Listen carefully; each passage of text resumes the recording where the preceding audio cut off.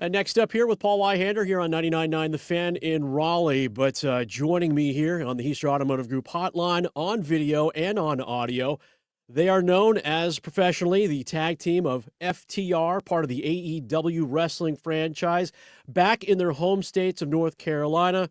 We got Cash Wheeler, Dax Harwood, boys, FTR. Thanks for hanging out with us today. Sir, thanks for having us. All right, so let's put this one out there right away. And this is a wrestling-related question, not a wrestling-related question, but it is. So 15 years ago, I had the chance to sit down with Jim Ross for a bit, and we talked about wrestling managers. And within you guys, your legacy, your history throughout professional wrestling, you've sort of had mouthpieces, but usually when you guys are talking, you're doing it with your fists, right? So now you have a manager in Stokely. Is this just another layer to the onion that is the FTR legacy in professional wrestling, or is this something that's going to stick around for you guys? Either one of you can take that answer. Yeah, I think it's going to stick around for a while. I mean, it's worked out very well. Stokely adds something to our presentation, and and we understand that we've been together. This is our 11th year that we've been together, and you have to adapt and you have to change over time. And Stokely, although we are an 83 Ford Bronco, Stokely puts on a fresh coat of paint for us. And he brings something completely different to the table and allows us to be a little more entertaining in a different aspect than what we've been for the last 11 years. So I think as well as this has gone, I think it's going to last for a while. So, Cash, when they approached you about adding a manager or you guys taking on a manager, how does that conversation go? You're like, well, we're not sure if we can do it, but we'll give it a shot and we'll reevaluate in 14 days, or we'll give him a shatter machine and send him on his way. Well, honestly, this was something with Stokely in particular. We had talked about this probably as far back as 2020, maybe early 2021, when he was leaving the other company and coming over to AEW. We had just kind of ended the business relationship we have with Tully Blanchard, who at the time, like having him as our manager was something that I think really added to our legitimacy and kind of established us as a different team than a lot of the others. But that ran its course, and for a few years it was just me and David, me and Dax, and I think we had an incredible run. But like you said, having Stokely, he can do things that Tully couldn't at this point. He's such an entertaining character, whether he's being seriously mad or if he's being funny. He's so good, and he brings such a different dynamic to us and brings a different side of our personalities out too. So I think this is going to go for a while. And that was something where we took it, sorry, but to answer the rest of that question, we took it to Tony and we're like, hey, maybe now's the time to do this stuff with Stokely. And Tony agreed because he was, on board initially years ago, and finally everything lined up perfectly, and now here we are.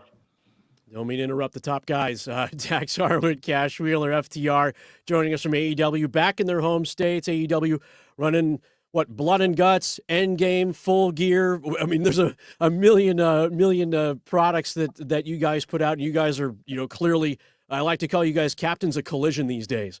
You've been, involved with Cope and Christian, Brodito, obviously now kind of your focus. So how do you guys round out 2025 in style? Is it becoming those top guys? I know you're top gods now, but is it kind of, hey, we got to focus a little on the top guys too?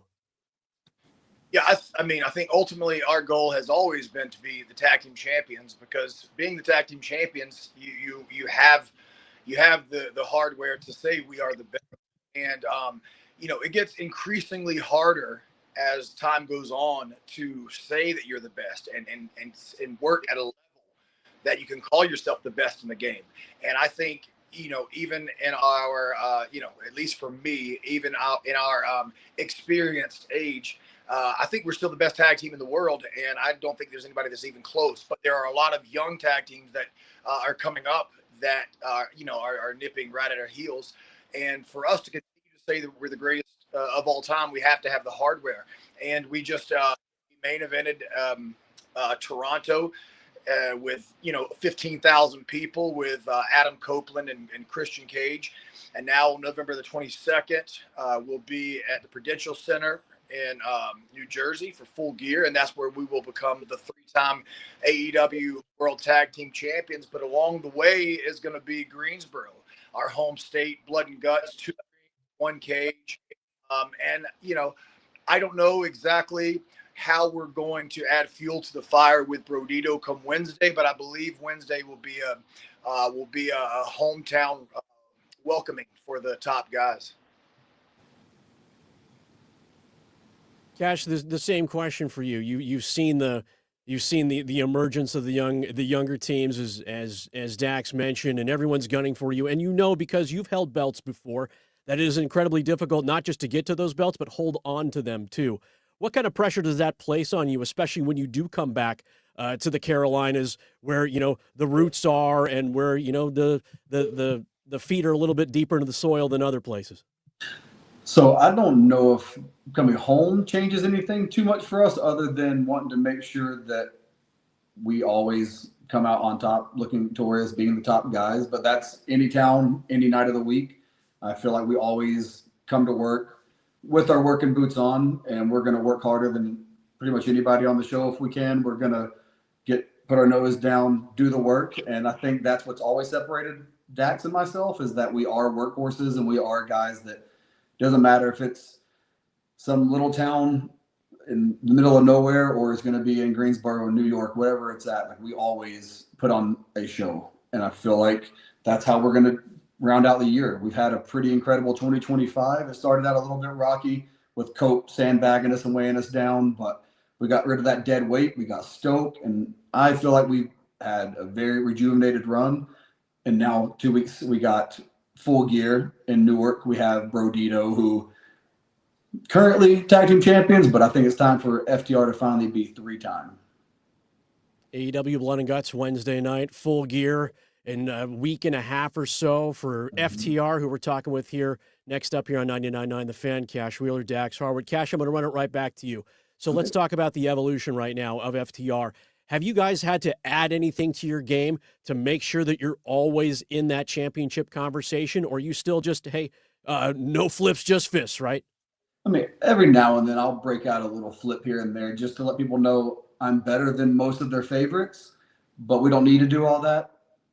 Again, it's just when we feel like it, not because we feel the pressure to do it, but I just think that head and shoulders above the rest for us. That's just what we have been. That's what we hang our hats on. That's why we call ourselves the top guys and living legends, because we've always felt like that. And I think day by day, match by match, year by year, we've kind of cemented that even more. And that's just something that drives us all the time, is just, all right, we have another one coming up. How do we top ourselves here? How do we make this one better? How do we keep it fresh, keep it exciting, keep the fans guessing, but at the same time, get us where we need to get? And that's always going to be the AEW Tag Team Championships. Yeah, I think ultimately it comes down to, as much of a gymnastics act as a lot of wrestlers do nowadays, I think eventually it all comes down to toughness and grit and punching and kicking. And if people believe in you and people believe that you can, beat somebody up, then I think that you always have a chance. And for us, what we've prided ourselves on for a very long time, even though it may not look like it because we're not the typical body guy, six-pack abs, but we've always prided ourselves on conditioning. And everybody who wrestles us, when they see their name across on the board across from ours, they know they're in for a fight for the night, because they're going to have to step it up, and they're going to have to, they're going to have to keep going. It's not going to be any slowing down. And I can't do the most impressive things in the world. I'm not the most athletic person in the world. Any athletics I've done in my whole life, I've had to work very hard to be decent at it. Professional wrestling is the one thing that's come naturally to me, and the reason being is because I mastered the art of punching, I mastered the art of kicking, and also sometimes I can have a short fuse, and I think with that short fuse allows me to kick into a different gear than a lot of other guys, and that's what we've kind of prided ourselves on, is that different gear for us, that intensity. And I don't think there's anybody in the world of professional wrestling today, before or maybe even after we're gone, that can match that with us. Blood and Guts, AEW, Greensboro, back in North Carolina. Going to be a big night Wednesday night. Certainly for FTR, the top guys. Dax Harwood Cash Wheeler with us. So, guys, before we let you go, and I know I'm limited on time with y'all, and I appreciate it, and I have healthy respect for you as guys that when I see your name on the card or being advertised for an evening of television or whatever, I always make sure that I tune in, because I know I'm going to get a show. And you guys, I mean, a lot of said, oh, we're going to steal the show and be the thing, the marquee kind of thing. But you guys kind of go out there and you just kick ass. You do your bit, and I think there is a really healthy respect for that. I'm going to get a little bit lighter here real quick. As you are a tag team and well-established, when you guys decide to jump in the ring for the first time and whoever starts, who normally starts? How do you decide that, and who's gotten the most starts over your career as a tag team? Oh, my God. I don't even know if I've thought about that. Yeah, I mean, is there strategy to that at all? Who jumps in the ring first, or are you just looking sometimes for matchups? it's always, for us, it's always dependent on the opponents, on the situation, who we're in there with. And I think one of the things that Dax and I have always been really good at is having a game plan, having each individualized game plan, not just like, okay, this is what I do every match.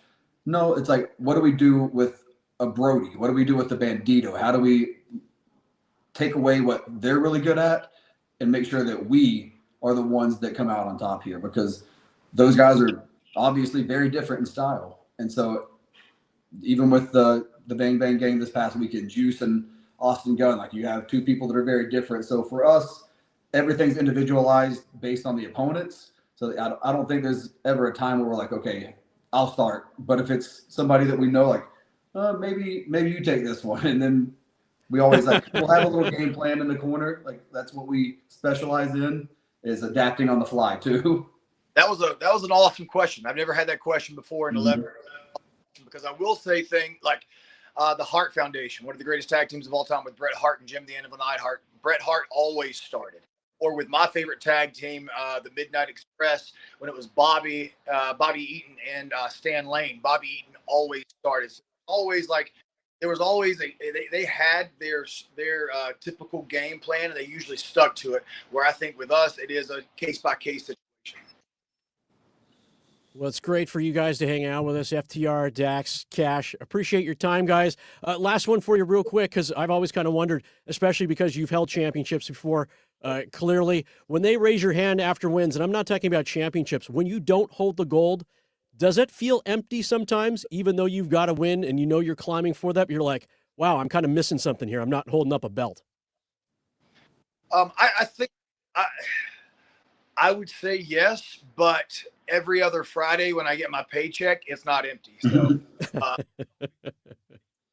yeah, we want to go down as the greatest of all time, and to go down to the greatest of all time is not having the biggest bank account.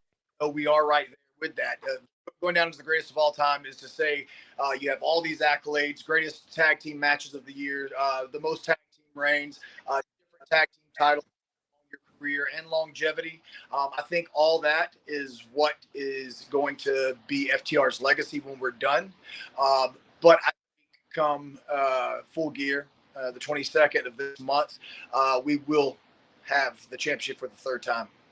Yeah, those titles, personally, like, that's the end game for us always, to be tag team champions. Like, it's just like any other sport. If you're not in it to be the Super Bowl champion, the World Series champion, Stanley Cup champion, whatever it is, you're probably doing it for the wrong reasons. Like, you can make your money, you can have a great career, that's fine, but we want to do all the above. We want to have a great career. We want to go down in history. We also want to make great money doing so.